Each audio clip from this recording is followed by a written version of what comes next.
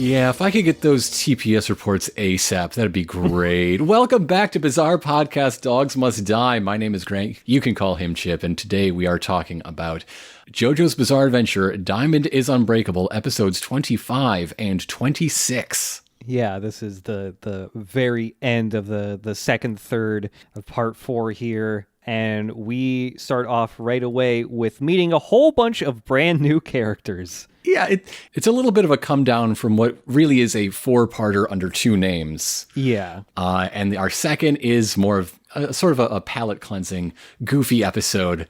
That is, I mean, the inciting incident is tied to the greater plot, but I don't think our titular character is coming back in any significant way. Yeah. But before we begin, I did some research. Okay, I'm curious what this research is. Zach Aguilar, the English voice of Koichi, right, had a Q&A recently, and these are the very important notes I took. Number 1, he is also the voice of the Happy Honda Dealer commercials. Oh, all right. Number 2, he is also the voice of Jay the Squats guy in Final Fantasy VII Remake. Oh, shit. Okay. And number 3, when he plays Smash, he mains Jigglypuff. I can imagine Koichi playing Jigglypuff, yeah. I know what you're thinking, but he plays Byleth. Yes, but he plays Jigglypuff. Yeah. So that brings us to episode 25, Adam Heartfather. We start off right away with meeting a couple new characters here. We start off with a woman, probably like in her early 30s, just sitting on her bed in her home, thinking to herself. Monologuing about her unhappy marriage, which means she is dead within 5 minutes. Oh, yeah. She's petting her cat. It's like, she's remembering this guy in high school who was all the girls found attractive, but she was the one who ended up dating this guy, and they were all jealous and all this stuff. And she's very, like morose, just tired sounding while she's thinking about how she met her husband. And she goes out, leaves her bedroom, and her son has come home from school, and he also looks very depressed, and he just kind of mumbles to himself and doesn't even acknowledge his mom saying hi to him. The son is named Hayato, and he's mumbling to himself about something going 3 times faster. This is a fucking Gundam reference. That's Hayato Kobayashi talking about the Red Comet himself, Char Aznable. I swear to you. So, yeah, she's preparing for her husband to come home from work soon. Husband she fucking hates. Yeah, he's not abusive, he's not a drunk or anything, but their marriage is so boring. All he does is like work a very average job and make just enough money. He comes home, he eats, or rather he's just like, cook me a meal, draw me a bath, I'm going to bed. Completely loveless, boring marriage. I'm so tense because like a woman complaining about her loveless relationship in Diamond is Unbreakable is like smoking pot at Camp Crystal Lake. You are dead. You are a dead person. There's a handful of things that are just immediate, like you're dying flags in JoJo. And this is a big one for this season. And when she's thinking about her loveless marriage, we see from a first-person perspective, her husband coming home, he gets up to the front door, and he puts a key in, and it's the wrong key. He puts another key, wrong key, and then he eventually finds the correct key for the door and opens it. So obviously it's Kira. He doesn't know which key because he's never been to this house before, right? Come on. We know where this is going. Yeah. Oh, yeah. Including like when he comes home and they exchange pleasantries, it's Kira's voice. Like Cinderella doesn't swap vocal cords. Yeah, and either they got a similar voice on top of the similar height and build and weight and all that shit, or their marriage is just that loveless that she doesn't even remember her husband's voice anymore. Or maybe he's so bland that, that you just can't remember it. This goes even beyond loveless because she's like, oh, yeah, I figured out dinner. Why don't you go take a look? And there's something hidden beneath like this fine white table napkin. And this unnamed man picks it up to reveal dramatically like freezer microwave ramen. Yeah, and she's like smirking to herself, just thinking like she just wants to piss her husband off to get any type of emotions out of him, really. If your marriage has deteriorated to the point that you're just like trying to pick fights through flamboyant passive aggression, just go. Just pack a bag and leave. It's done. Yeah, don't even do the paperwork. Just walk out the door because neither person in this marriage cares enough to even do the paperwork. Just go. Just get on a boat and leave the country. You're done. This guy pulls off the cloth and ta-da, it's ramen, and he just walks away, and then he starts cooking a nice home-cooked meal. He's chopping vegetables up. He's got like a stir-fry going and all this stuff. Turns on the radio because, of course, Kira is the #1 fan of Moriocho radio. Yes, he loves it. And so Kai Harada pops up on the station again on the radio, and she's immediately baffled because her husband has never once cooked. Like, what the fuck is this? What is this? What the fuck? This motherfucker can crack 3 eggs in one hand perfectly. Is he trying to pick a fight with me? What is this? Passive aggressive too? So meanwhile, across town, the crew is in Kira's abandoned home, his ancestral home. And when I say the crew, I mean our 3 high school bros and Jotaro, the fearsome foursome going around trying to poke through the nooks and crannies, trying to find anything that would lead them to figure out, his habits to try and peg this man with a brand new face and name. Yeah. Jotaro starts going through drawers and stuff, and we see a whole bunch of things that give you a further insight into what the type of guy Kira is, aside from like there's a photo album with pictures of Kira from like 1974 when he's a little kid, and in every Polaroid he has the same neutral expression. He's always off to the side with a bunch of people who are much happier looking than him. He has a bunch of trophies and they're all third place because he doesn't want to stand out. He wants to do good, but not too good. Jotaro gets so much from this photo album, though, like including his birthday, January 30th, 1966. Yep. He shares that birthday with Franklin Delano Roosevelt, Dick Cheney, and Wilmer Valderrama. Huh, okay. Different years for all 4 of them, of course. But yeah. but this does mean Yoshikage Kira, he's an Aquarius, ladies. But Jotaro also gets his weight and his fucking blood type from this childhood photo album. Yeah. Star Platinum's getting new powers. He thought Starfinger was stupid. So as Jotaro is going through all this stuff, but specifically just, the trophies and this one childhood photo album, he figures out that, man, we're never going to find this guy. You cannot find someone who's so exceptional at being average. He's too goddamn normal. Yeah. He has no close friends. He's never had a girlfriend or any other type of romantic interests. He's just a blank slate of a dude. And ask him. He gets a new girlfriend every 5 or 6 days. Yeah. Also in that photo album, you do get to see a picture of his parents as well, both who have passed away. They were both unusually old to become first-time parents. He's an only child, and yes, he both of his parents passed early in his life because they had him in like their 40s or 50s, I think. Yeah. Josuke is saying like, hey, I found some other stuff on the other side of the room. I'm not entirely sure what it is. And so he pulls open this drawer full of bottles that have corks on the top of them. And on top of the cork is a label. And they're all different years, like 1985, 1986. And he thinks they look like bonito flakes, like fish flakes. And he puts a bunch into his hand. And as he's like sniffing them, going like, these smell fucking terrible, Jotaro pulls out a journal from that drawer and goes like, those are fucking fingernails, dude. And Josuke reacts appropriately, I'd say. Yeah, it's these are years old toenail clippings and fingernail clippings. So he flips out, like he flings them everywhere. He's screaming at how fucking gross it is.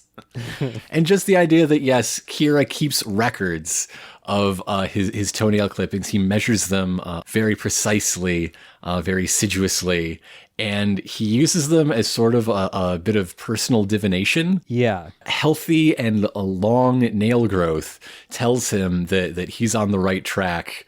Like he uses it as a sort of personal fortune telling. Like if the nails are good, then I am in the right place to go do some serial killing and get a new hand friend. Yeah, there's a page that they flipped to where like his fingernails had grown a huge amount in a single month or something, and Kira just wrote down in that page, "Nothing can stop me now. Like I am in peak form to murder some ladies this month." And Jotaro compares this to how Jewish businessmen use sunspots to calculate whether their business would be successful. I didn't cross-reference that one. I don't know if that's real. Yeah.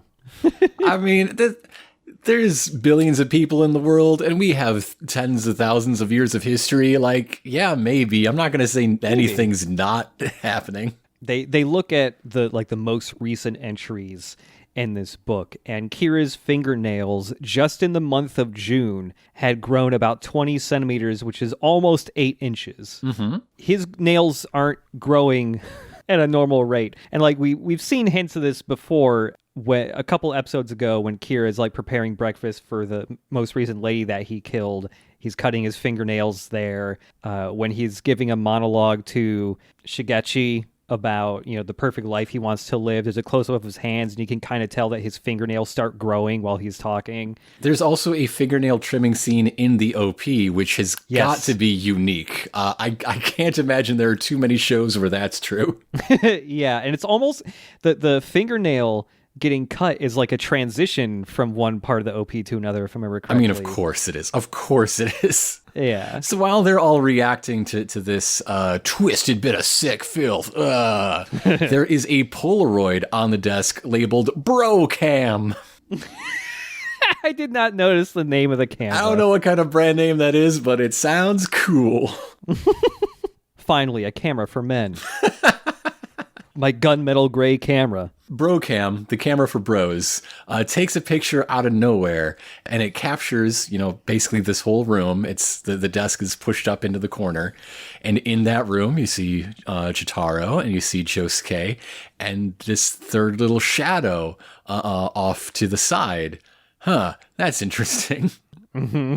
This Polaroid, as it develops more, you start to see this figure develop more and more, and Josuke spots it and goes like, "What the fuck?" and looks at the corner in the actual room where that shadow should be, and there's nothing there. And every time he looks back and forth, the shadow develops more and more until it starts to take the form of a little old man. Just a tiny, tiny old man, we've seen before. This is Kira's father, even older than he was in, those young childhood pictures. Obviously, many years have passed. Yeah. But wait a minute, he's supposed to be dead. While they're trying to figure out what the hell is going on with the Polaroid, the phone starts ringing, and they're like, nah, we're not dealing with that. And then, despite the phone still being on the hook, you can hear through the phone the ghost of Kira's father just screaming at them like, "Pick up the phone! I want to talk to you!" So yeah, they are haunted by a ghost dad, and while this phone is screaming at them, Josuke responds, "Are you trying to give us the willies with your spooky ghost energy?" Which would work. We do know that Josuke is easily given the willies. Yeah. By ghosts and turtles alike. That line just sounds like that one very specific ghost hunting show where they're just taking the piss the whole time. Ghost Stories. Is it Ghost Stories? That's the one? Mm-hmm. Okay. All right. There you go. It's a very Ghost Stories thing to say. So then this phone just rockets into Josuke's jaw. Yeah. The phone does a right cross. Why not? Go for it. Yeah.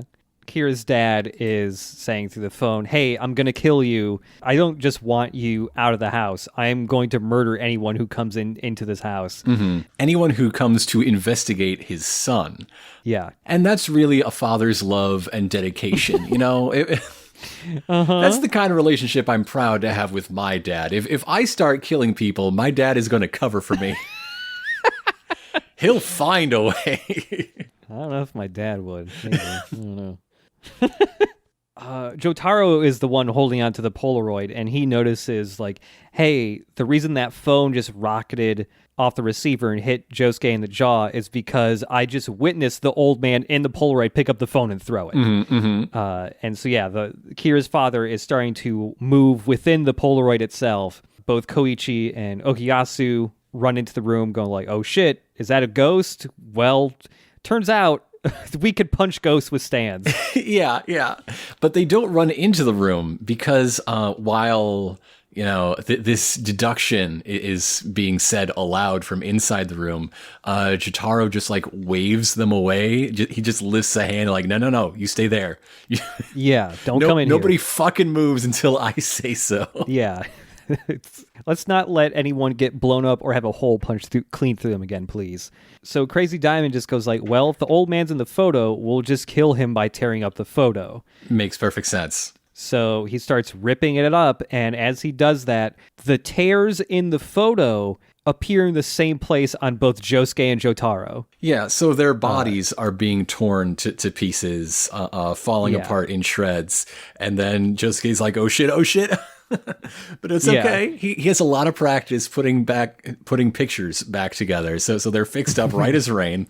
And I want to point out something here. You when that photo gets ripped up, you first see the effects of doing that with a close up of like the top third or whatever of Jotaro's head just lifting off of the rest of his head. Yeah. And the expression he's making and the location of the tear in his face is extremely similar to the illustration of Jotaro's head blowing up in Thoth back in Stardust Crusaders.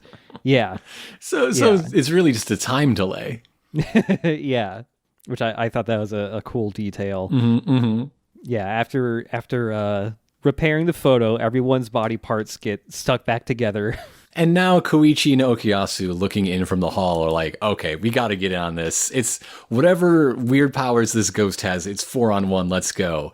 But there's inside the room and there's outside the room, and never the twain shall meet, because the doorway is sort of a teleportation portal that kicks you out to the balcony on the other side. Yeah, and Jotaro and Josuke are trapped within this room. There's just an invisible wall that they cannot break through because the power of Kira's dad, he has control over the domain of photos.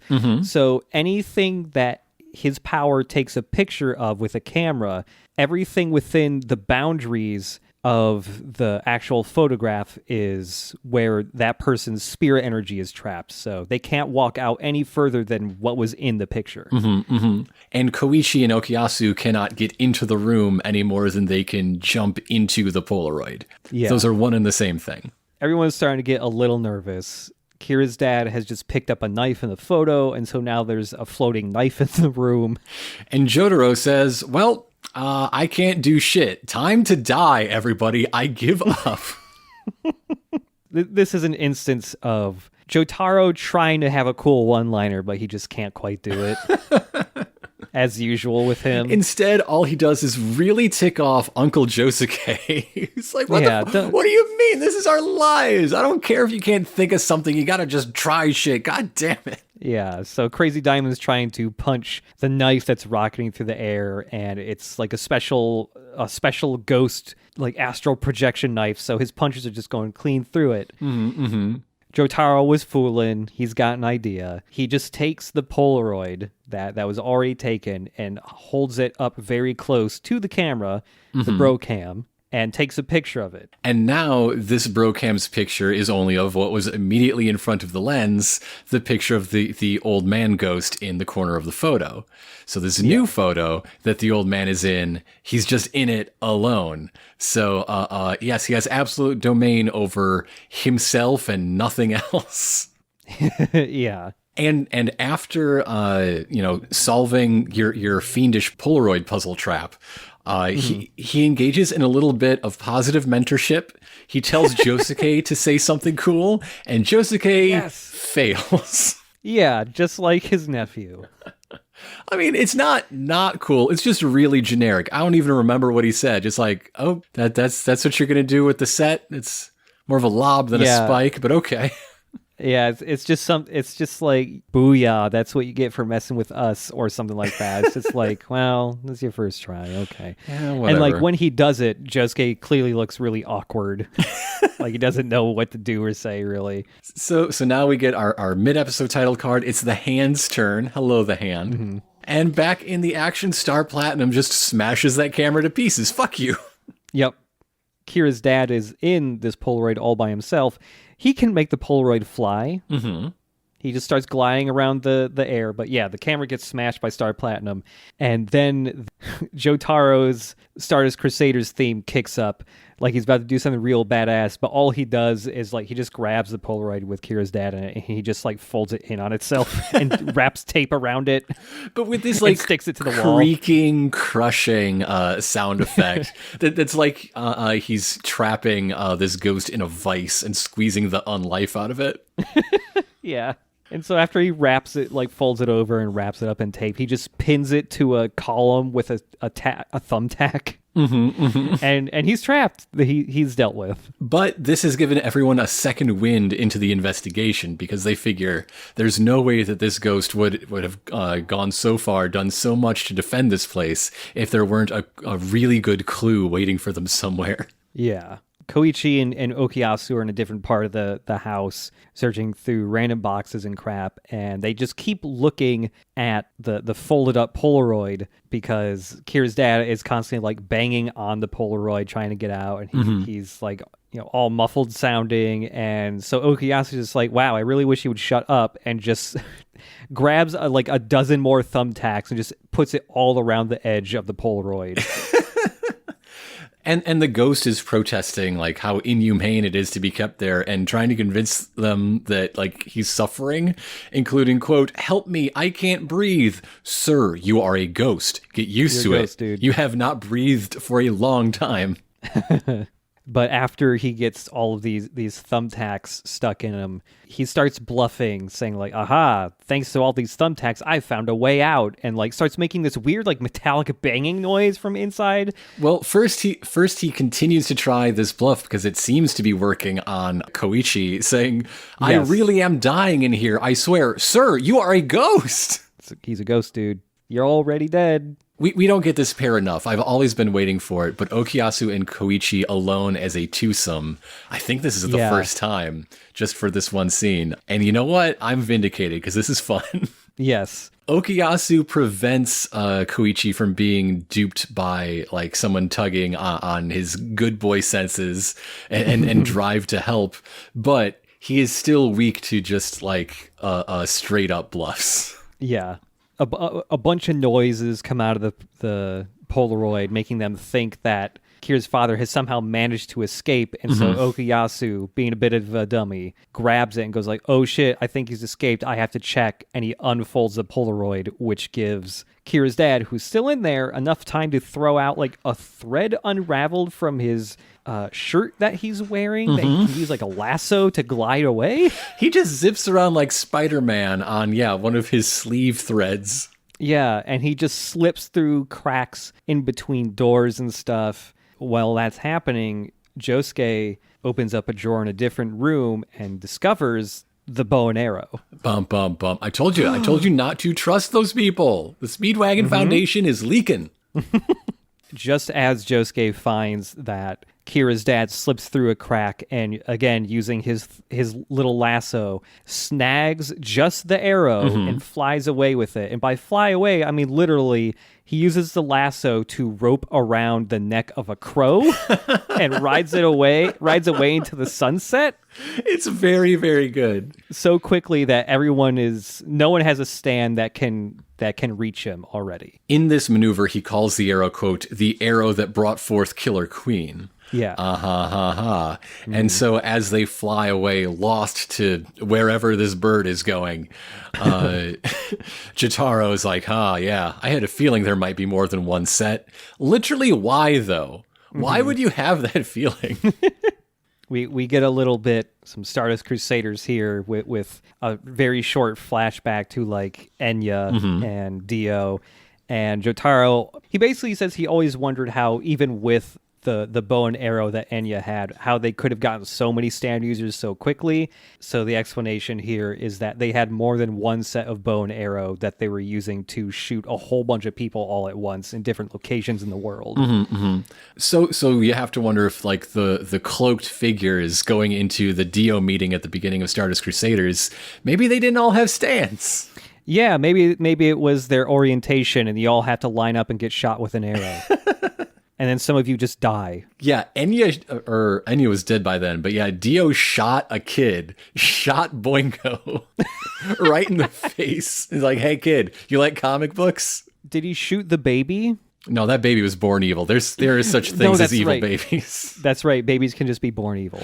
That's true. Dio saw a lot of himself in that baby. They were both born evil. Yeah. So yeah, as Kira's dad is flying through the air with his little crow steed, he thinks out loud about how he needs to divert the attention of all these people investigating his son. So he's going to go flying around with this arrow and just start stabbing people with it and try to make as many stand users to halt their progress as possible. He sort of confirms Jotaro's theory that the arrow he now has is the one that Enya had, and therefore the arrow that brought forth the world is the same that brought forth Killer Queen. And I guess the one that wound up in Keicho's hands is one of the other arrows that they had between them. Yeah. At some point, Kira's dad was in Egypt and he met Enya and got a bow and arrow from her at some point. So he was around during early Stardust Crusaders. Yeah. Like before Enya went to like, okay, fine, I'll do it myself, and then got beat up. Seems like it, yeah. But I do appreciate that Pappy Kira here talks about serial murder like anime conventions. It's a very like, I don't understand what it is or why it's so important to you, son, but I'll support you all the same. Yeah. It's a confused parent who doesn't know what furries are, but my son sure does love wearing Tony the Tiger costumes. It's expensive, but as long as you do your chores, I think you've earned it. I don't get it. He makes these helmets every year and he makes tons of money. So, I mean, it makes money, so it can't be bad. No, I don't look at the art, but I make sure that he's not. And as they fly on off into the distance, the bird poops. Yep. And the bird's poop falls onto the mailbox of the house where Kira is now living. Incredible transition. Amazing. The last time we saw poop in JoJo's was also at a mailbox in Raimi's alley. Yes, that's true. Huh. But yeah, at this house, Kira, under the identity of this new guy, is, he was cooking dinner. It looks lovely. He's pouring wine for himself and his wife. His wife is just like not buying it. Like there's some type of ulterior motive here that you do this. I've never seen you cook before. Quote, you can't possibly think I'd eat something you slapped together. Just get a divorce. Just Jesus Christ, get a divorce. Yeah. It could save your life. Just go. And he doesn't sit down to eat. He immediately goes to the living room to plop down in a chair so that he can start cutting his nails because they're already getting long. Very ominously. Yeah, yes. One of his hands, its identifying features were swapped with the man whose identity he stole. The other hand is still his original hand, restored by Crazy Diamond. Well, they're both still his original hand, I believe, because it's still his body. It's just his face that got switched around. Yeah, but also like his fingerprints and shit. Oh, his fingerprints, yeah. Sure. But only on the one hand. Yes, yeah, that's correct, actually. But it's still all 10 of his nails, I guess. Yeah. Yeah. Yeah, they grow super fast, and it's gross. And this is our first look at Kira's stolen face, actually, and it's not great. Real downgrade, I gotta say. Yeah. There's some episodes here, kind of in this chunk, they were running on a real short schedule or had less budget. And especially because these aren't the Blu-ray versions, there's a lot of random frames that are going to have some really off-model looking people in them. But the face and the head of this guy he has swapped faces with, his hair is black and spiky, but the spikes, it's as if he has a very smooth buzz cut with anime spikes glued on top of them, like as a separate layer. Yeah, his spikes got spikes. Yeah. Yeah, so all these spikes have to be drawn in more detail than it would if it were just one cohesive chunk of hair. And whenever he has to do a head turn, ooh boy, those spikes are going to get real weird looking. But I like he's still like sharp and severe, but I think he's less handsome. And yeah, this hair is just dumb.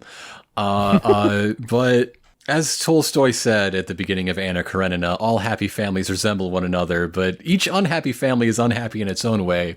And I have to think he was imagining a fingernail obsessive, a psychopathic serial killer taking on the guise of a man whose wife does not love him. Yeah. Yeah. Tolstoy really saw this one coming. He did. I'm sure in some later part of JoJo I haven't seen yet, Tolstoy will just show up. Or some villain will heavily quote him and be obsessed with Tolstoy or something. It'll happen. In several episodes from now, the animators like either get more time or budget, or they just figure out a better way to draw his hair because it starts looking less dumb. Well, that's good. I'm looking forward to that. In the meantime, this false wife does eventually eat the food, and she loves it. It's tasty food. It's good stuff. Yep. Yeah, Kira just continues to be very silent. He's just trying to not bring any... He's already making his wife a little suspicious, but like in a way where she kind of likes it. Well, there's tasty food. Otherwise, there's just going to be microwave ramen. Yeah.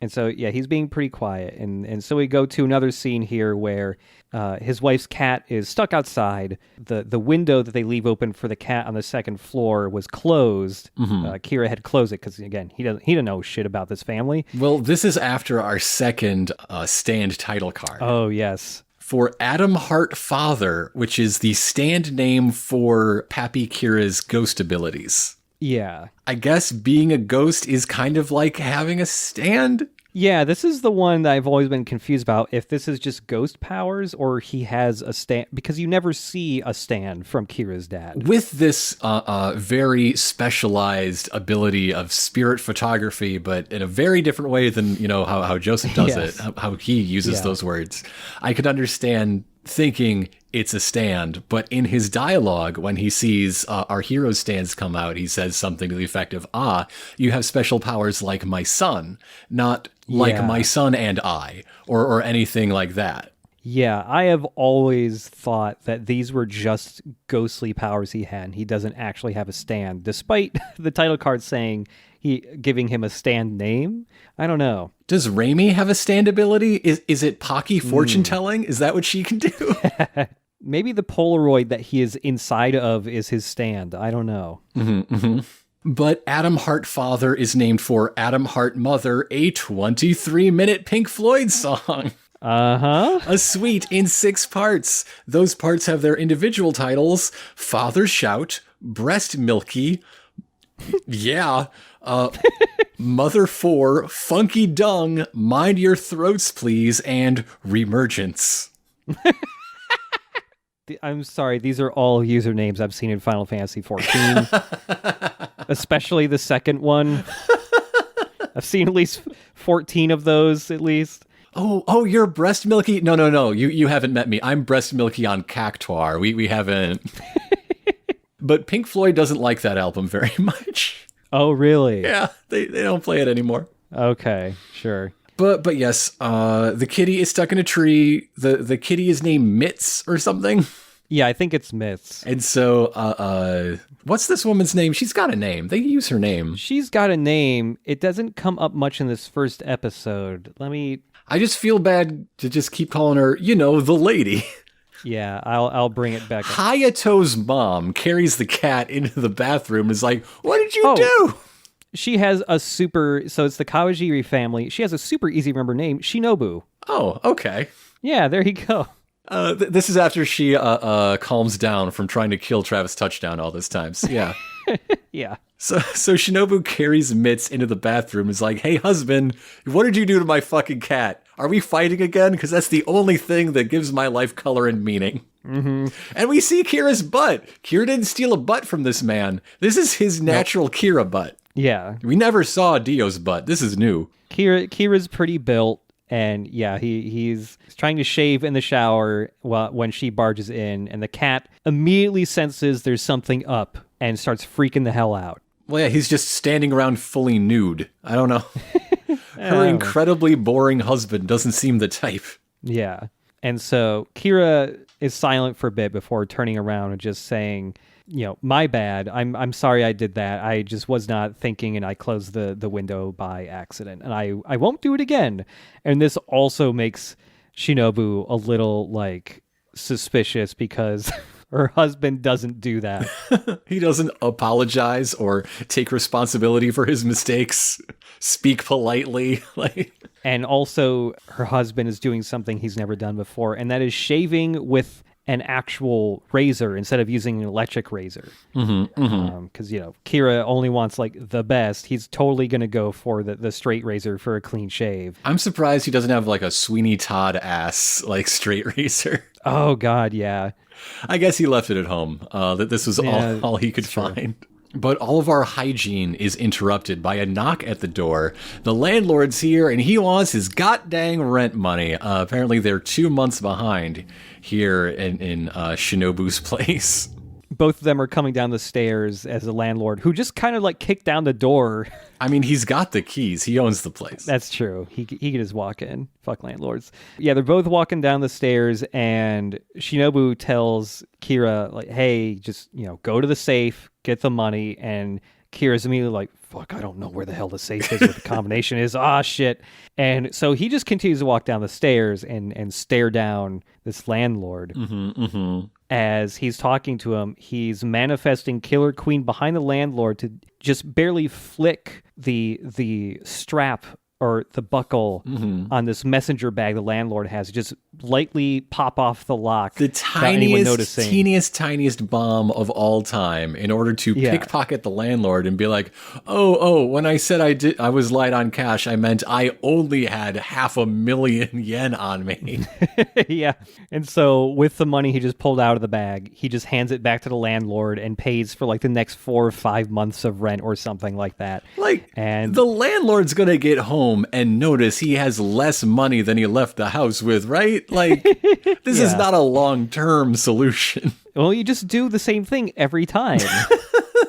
And it just saves it off for a couple more weeks. So Shinobu sees all this happen. She immediately thinks like, okay, I know you do not have that much money. We are kind of poor.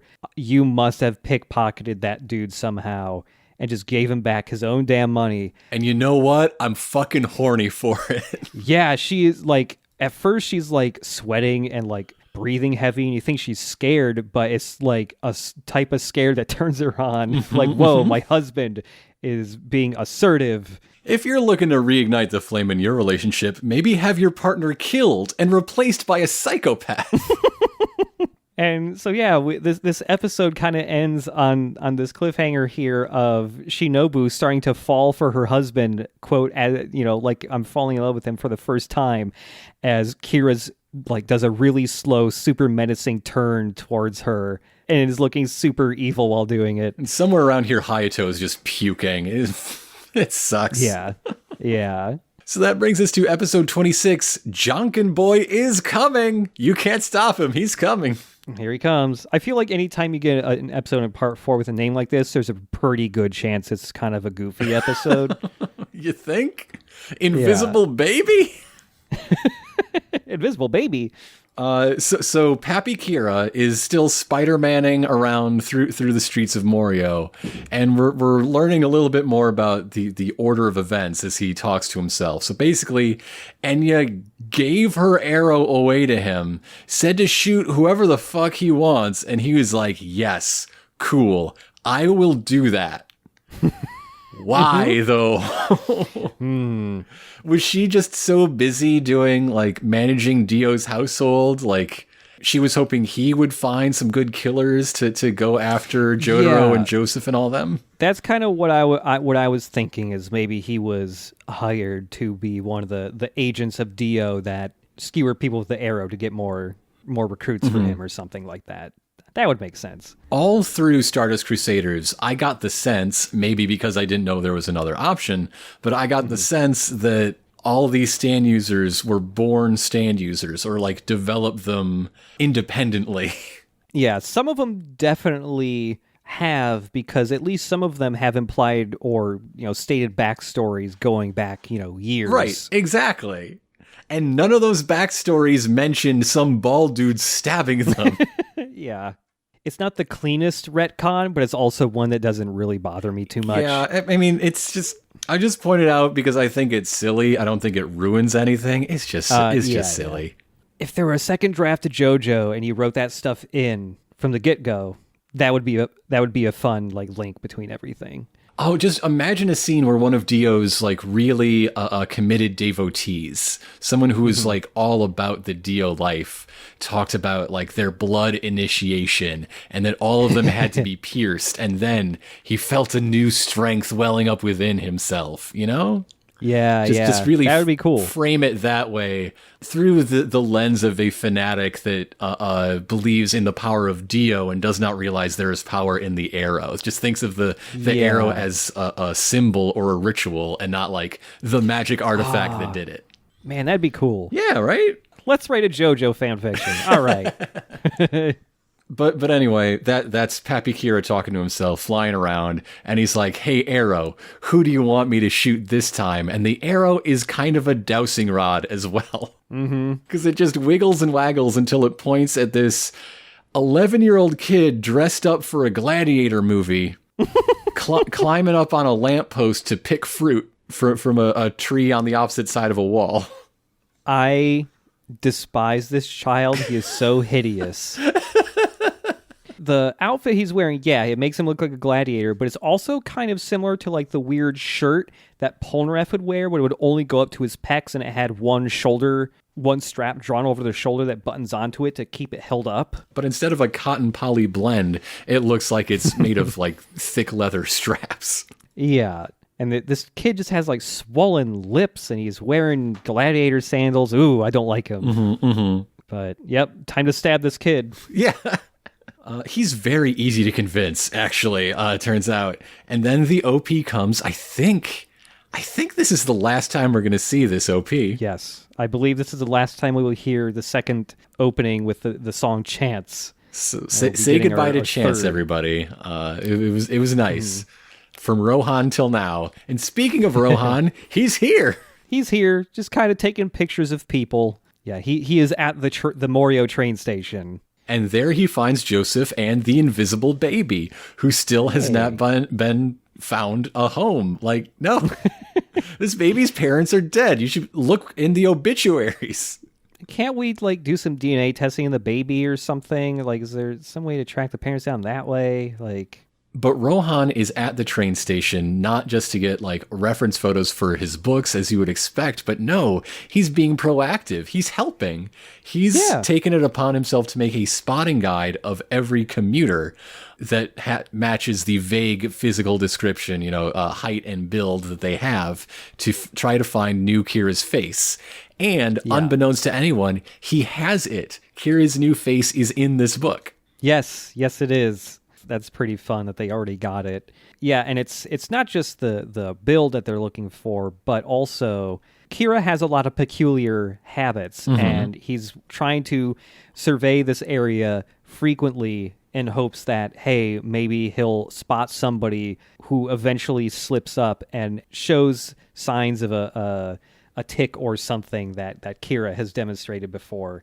And also, they know that, like, okay, if this guy, Kira, is now disguised as, has a family, there's only going to be so much time that can pass before the family starts to get suspicious too. So they want to keep a lookout for that as well. Maybe suspicious means they get killed. Maybe suspicious means they're kind of into it. You don't know what kind of family you wound up in. I don't know. But the two of them are interrupted by Jonkin Boy, who demands Jonkin. He wants to play rock, paper, scissors, but that's too many syllables, so they have turned it into Rochambeau. I mean, internationally, there are so many names for this same game. So, you take your pick. And the kid is just like, hey, Rohan, Mr. Rochambeau. And both him and Old Man Joseph are just like, no. And they just walk away. Just leave. They just fucking leave. They don't give this kid more than a second of their time. So the kid chases. He follows after Rohan. He's like, no, seriously, come on. Stick your hand out and make a gesture at me, and we'll see who's the best at gesturing. Yeah. And as this kid is doing this, Rohan notices that this kid has a big, gross hole in his left cheek. A perfect hole going all the way through. You can see air and wind getting sucked through it. It's gross. There's a shot where you can see his tongue through it. And they keep doing that. It's in the episode 2 or 3 times. It's gross. This is one of the main reasons why I hate Jonkin Boy. I hate the disgusting hole on his face. Also in this scene, though, like when it is like a profile 2 shot, of Rohan looking down from the right and Jonkin Boy looking up at Rohan from the left, midway between them, but off in the distance, is a billboard for Johnny's Restaurant. Oh, the restaurant that was so important to the episode where Echoes first hatched and was revealed. Right. I forgot about that. Yeah. That's fun. So Rohan thinks to himself, this kid is being weirdly tenacious. Is he a stand user? Finally, everyone gets it. Everyone knows that anyone is being just a little too much of anything, stand user. If you are noticeable, you are a stand user. Yeah. He came out in his fruit stealing / stand user becoming outfit today. Yeah, Rohan immediately goes like, okay, let's pop out Heaven's Door, make this kid pass out, make his Facebook open up.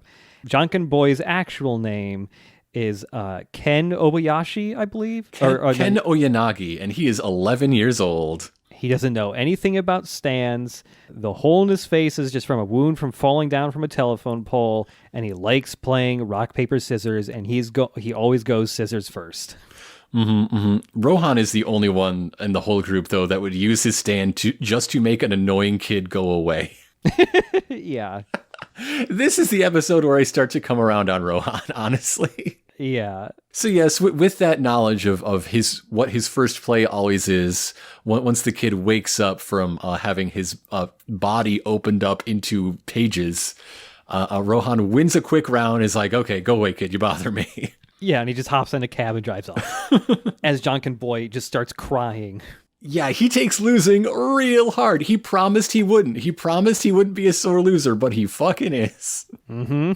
And so Rohan is in a different part of Morio now. He's sketching the cafe that everyone in the main cast loves to visit so much. No, this is the second cafe. This is the fancier cafe. That's right. Like the camera starts on this sketch, and then, his sketching board falls away and reveals the actual building. And it's absolutely perfect 1-to-1. Like it's clearly the same drawing used to 2 purposes in the animation, but it just goes to show how incredible and flawless an artist Rohan is. Yeah, and he drew it super fast. And after he's done sketching this masterpiece, he's just like, well, I guess I'm done for the day. And he goes up to the cafe to take a seat and order something. And at the table next to him, it's Josuke, Okuyasu, and Yukiko. An interesting trio to be hanging out together. Yeah. Isn't there somebody missing? Maybe they're waiting for Koichi. I don't know. Anytime he spends too much time with Yukiko, he gets some tummy trouble. So he'll be out in a few minutes. But Josuke and Okuyasu invite Rohan to sit at their table, and Yukiko is trying to kill Rohan with her eyes. She looks super pissed, yeah. And I'm trying to remember the exact line. I didn't write it down, but basically Rohan thinks to himself, oh great, it's these 3. The self-absorbed jerk-off, and the idiot and the bitch, or something like that. Yeah. I can see why Yukiko is glaring at him like that. Yeah, fair, cool, good. Rohan hates all of these people, and then when he actually speaks to them, he's just like, oh no thanks, I'm going to go sit over here instead. So as he's about to step into the seat that he was aiming for to begin with, Ken the Jonkin Boy is already sitting in it. Yep. He's already gulping down like a glass of orange juice or something, which then immediately rushes out of the hole in his face. Like Old Faithful. He's quick on the draw, though, and so he just puts his hand up and over his hole, his face hole, and just pushes all the orange juice back into his mouth. And so Rohan, of course, is upset. This is very rude behavior. He wants his seat back. You stole my seat. Get the fuck out of here. And the kid's like, I didn't steal shit. This is your seat. I don't see your name on it. But hey, guess what? I'll rock, paper, scissors you for it. Like, everyone is giving commentary in the rock, paper, scissors in the background and saying just like, Rohan, you're supposed to be the adult here. And well, because Rohan the kid is just not the starts adult weeping and wailing. And yeah. he becomes a crying mess. And all of the teens are like, come on, don't be mean to children, you asshole. And Rohan does not give a shit. He just continues to gloat that he beat this kid at rock, paper, scissors again and won his seat. This fucking Daffy Duck ass kid, though, he makes problems for the fun of being an asshole. And so now Rohan's at a bookstore and he's found a obscure like plant compendium book that he can use for reference. Very excited to buy it, and as he's about to grab the only copy, it probably includes those weird plants that nobody knows what they are on the Avdol's dad island. Oh yeah. And as he's about to grab the only copy, well, there's Jonkin Boy again. And he has grabbed the book. Hey, you gotta rock, paper, scissors me for it. Rochambeau. So Rohan says, yeah, I'll give you a rock, and punches him right in the face.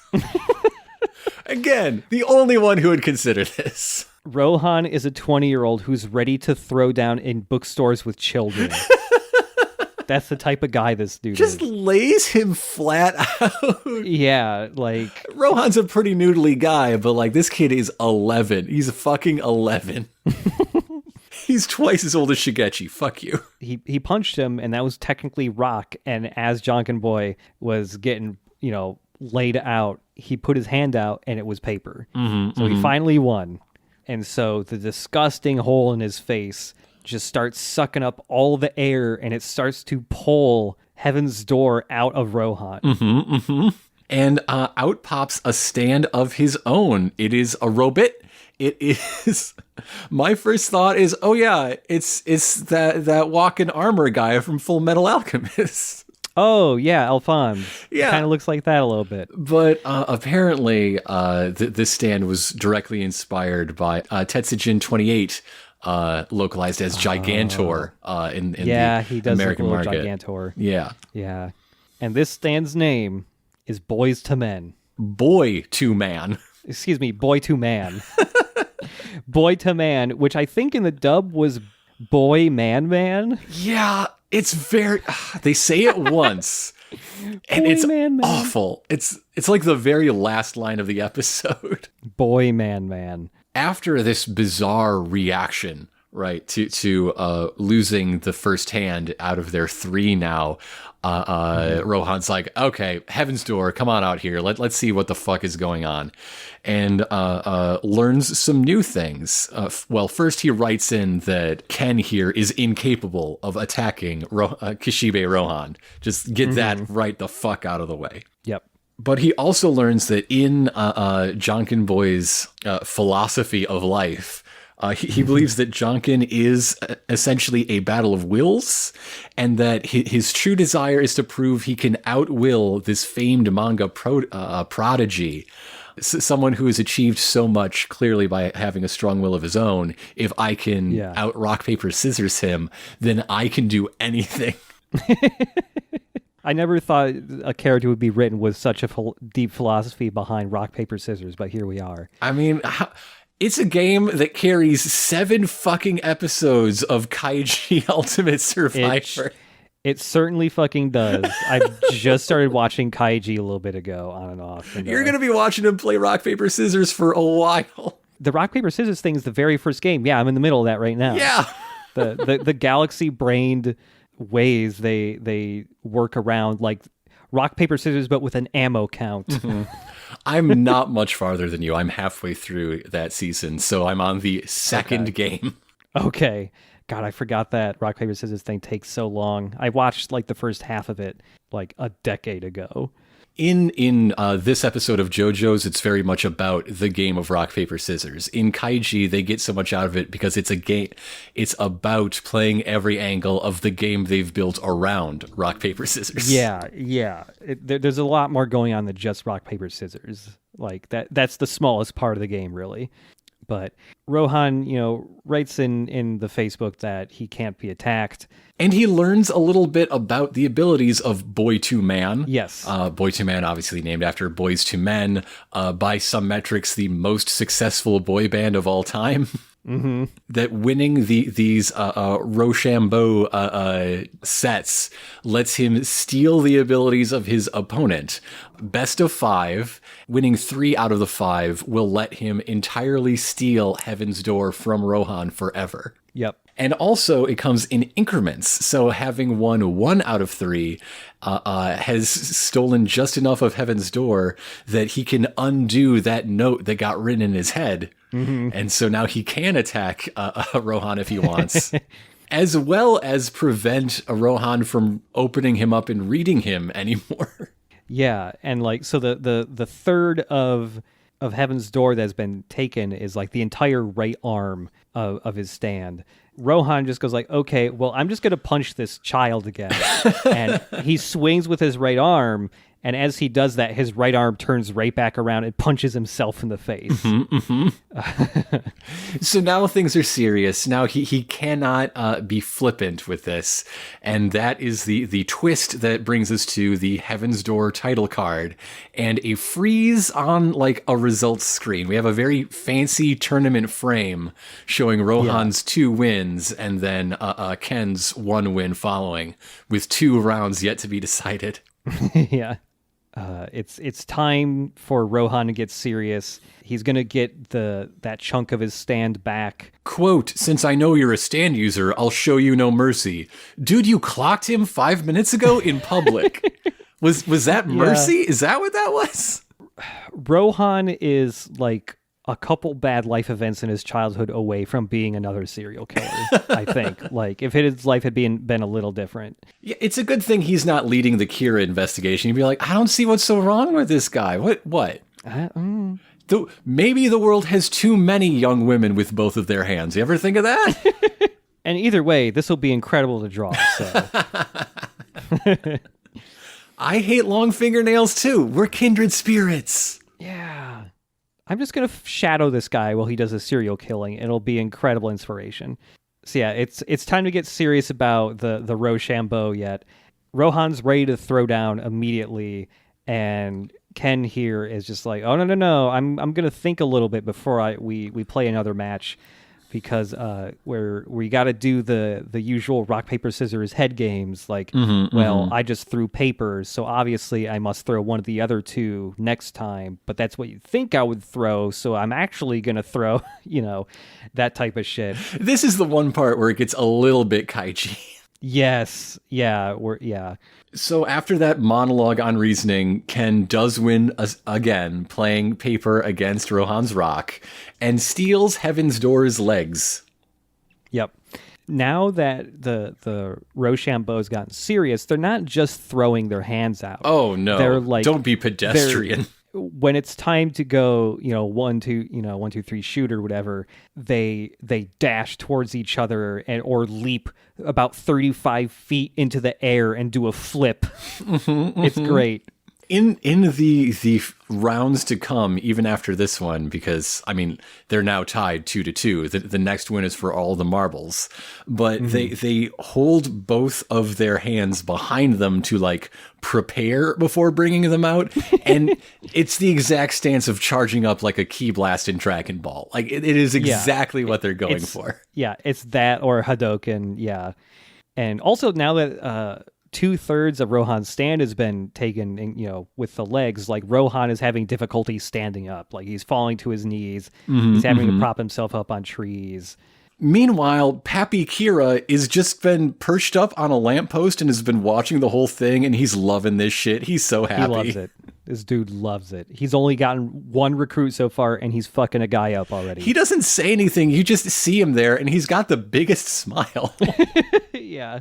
So yeah, they leap into the air. Now it is Rohan's turn to run through his reasoning and try a bluff, but it does not work. They draw on paper. Yep. Then now that Rohan's legs are all woobly because, he's had his stand's legs attacked, he's moving differently. And so Ken gets in his own head thinking, well, if he's moving differently, he must be throwing something he's never thrown before. He's never thrown scissors. I'll throw rock.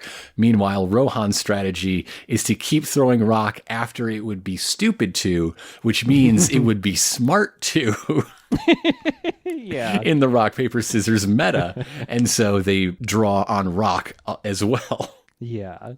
And yeah, so they just keep drawing, and then Kira's dad notices, oh shit, 2 other guys are coming, and it's Josuke and Old Man Joseph with the invisible baby, and they're just on a walk somewhere. And now Kira thinks that he is in a fight, not against Ken, but against his own luck. And Ken is like, yeah, that sounds about right. Let's see how your luck goes. I'm going to wave at these guys you know.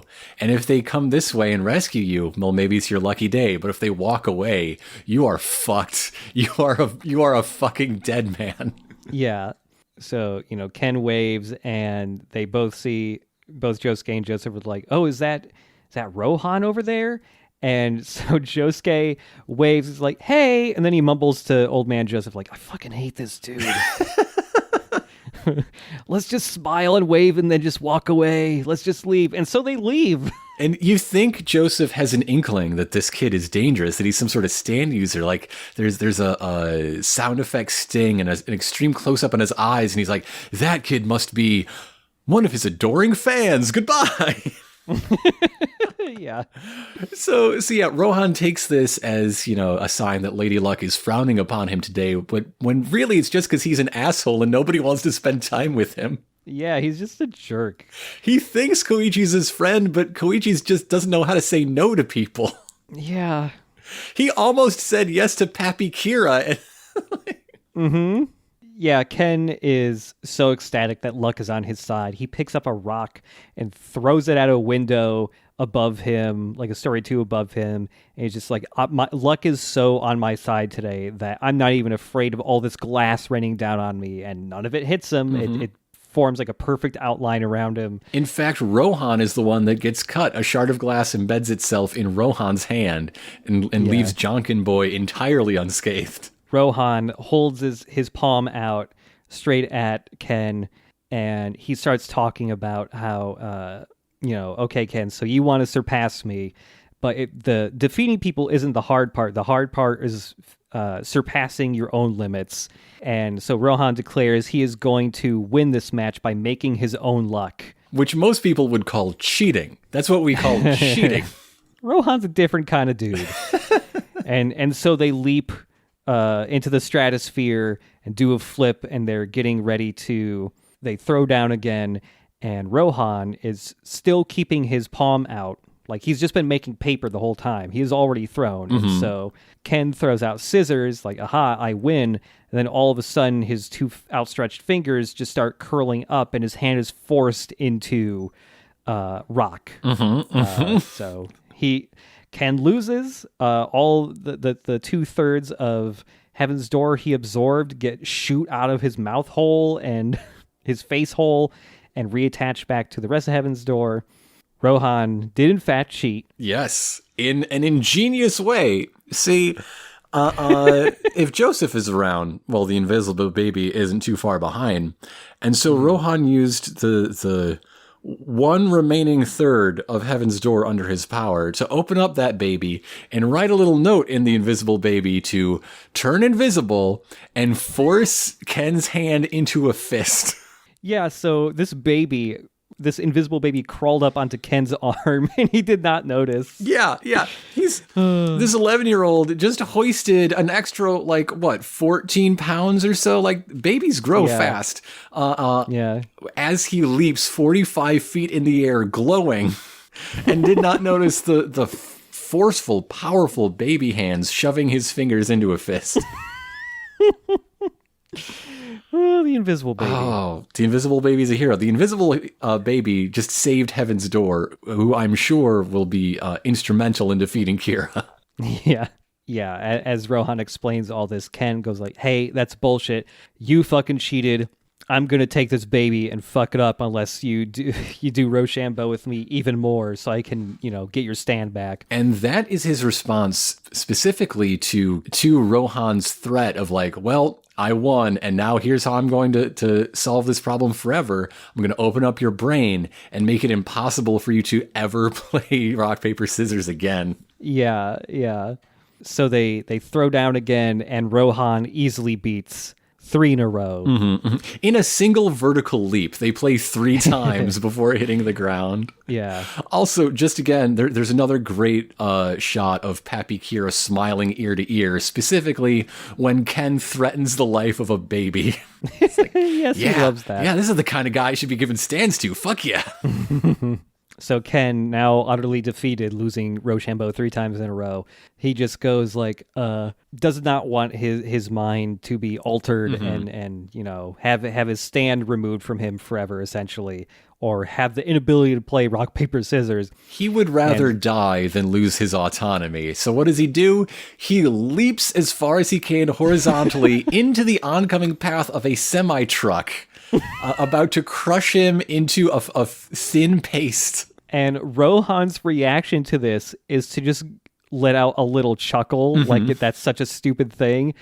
But no, he is impressed by the drama of this. Rohan loves a melodramatic gesture. He loves them so much that he decides to do his own and just walk out in front of the oncoming truck as well. You know, the truck appears, it's about to hit them both, but an updraft kicks up and picks up the Polaroid that Kira's father is in, and he slaps up against the windshield of the 18-wheeler here, and it freaks the driver out who can no longer see, and so he swerves out of the way, just narrowly avoiding both Rohan and Ken. Because luck is smiling down on Rohan again after he forced it to favor him. The day is saved. He allows Jonkin Boy to continue to be Jonkin Boy rather than overriding his brain to make his stand completely inert and useless for all time. On the understanding that, like, hey, kid, don't fuck with people. Just be good. Yeah, don't use your stand for evil. So with that, Josuke and Old Man Joseph come rushing back on like, have you seen the invisible baby? Nobody has. It's invisible, you idiot. The baby's gone, and then Rohan's like, oh shit, the baby's invisible again. And so he tries to play it coy, like... Yeah, he just pretends that he did not lose a baby. He's like, oh yeah, I'll help you look for this baby. Invisible baby, you say, never heard of it. That's, wow, fucking crazy shit. Okay, let's find this baby, you and me together. And so Ken, also suddenly being a nicer boy, also comes in to help find the invisible baby. And so all these guys are just on their hands and knees, just like randomly touching the concrete, hoping they feel a baby by accident. And that's the end of the episode. Yeah. Narrator comes in to declare that Ken is not retired. Boy Man is still active. It's a fucking nonsense thing. Like, Boy 2 Man is, that's the story. This impetuous, selfish kid is meeting adversity and coming out all the better for it. I get you, but Boy Man is nothing. It's nothing. Boy Man's a very bad name. There's got to be something else that would have been better. There's got to be something. So that is the end of episode 26. However, it shouldn't have been. A crime was committed in the adaptation of this arc from the manga. Oh, really? In the manga anime differences, quote, removed a conversation between Rohan and Joseph where Joseph, an avid comic book collector, asks Rohan if there are English translations of his comics, as Joseph is not very fluent in reading Japanese. And Rohan replies in the negative, stating that Americans must either lack taste or can't understand the subtleties of his work. That's so funny. Oh, God, I would have loved that. It's that scene in the anime. Like, okay, I said before semi-recently, that I think Koichi could have been a JoJo, except it's required for a parts JoJo to be outwardly cool, in some degree, and that ain't Koichi, so Koichi's a sidekick. I think Rohan is exactly the same way, except being a JoJo requires having some inner kindness. Yes. That is absolutely absent in Rohan. Yeah. Yeah, he can't even conceive of the fact that, like, well, they haven't got around to it. The publisher doesn't think there's much of a market. They may or may not be wrong. You know, I'm just going to keep at it, and eventually an English translation will come. He's like, no, the American pig dogs are filthy Philistines. Oh man, Rohan is a really enjoyable character, I find, because he's just on the cusp of being too unlikable, but he never quite crosses that line, and so instead he's just really enjoyable whenever he's on screen, especially because the show knows he's a dick. Every other character fucking hates his guts. That's the thing. That's the thing. Like, even in this episode, there's like two different instances of like, well, one, Josuke tries to be nice to Rohan, and Rohan's a dick to him. Mm-hmm. And then later on, it's just like, oh, hey, it's Rohan. Ignore him. He sucks. Even Joseph, who seems to be so desperate for a friend in this strange place where the only people that are close to him are very, very strained and complicated family relationships, is like, no, I'm not going to hang out with you. Even I am going to take a pass. Yeah. It's fun to every once in a while get a Rohan episode just to see those things play out. But yeah, that brings us to the end of the third of part 4. Mm-hmm. The middle bits. We got a lot of really good stuff. I would call it Act 2, but we've already seen Act 3, so that would be confusing. Mm-hmm.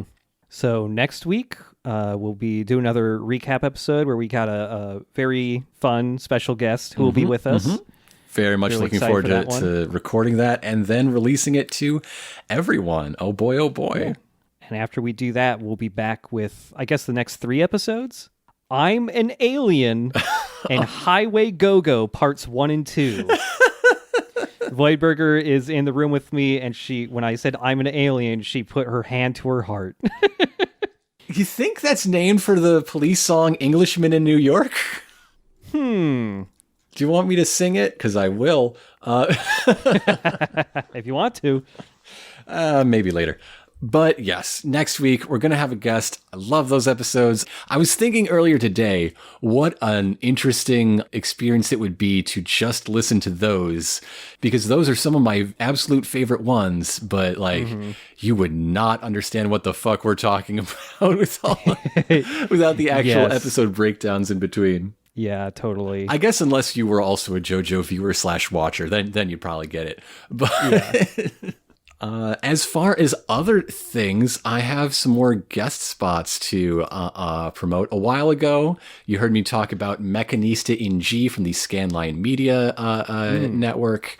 I was back on a 2-part episode, at least 2 parts. We haven't recorded the second yet at the moment I'm saying these words, on the Aura Battlers, the mechs from the Aura Battler Dunbind franchise, and all of the mechanical design and OVA sequels and other sorts of related works. Nice. If you like bug bots, it's your show.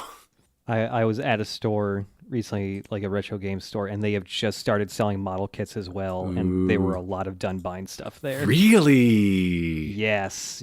There was like at least a dozen different kits there. Oh, I want them so bad.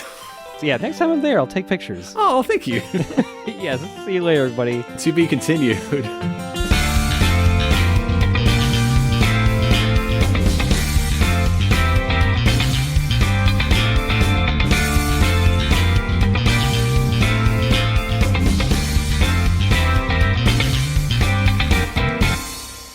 This guy's website and his many, many things he has for sale on Etsy or eBay or both.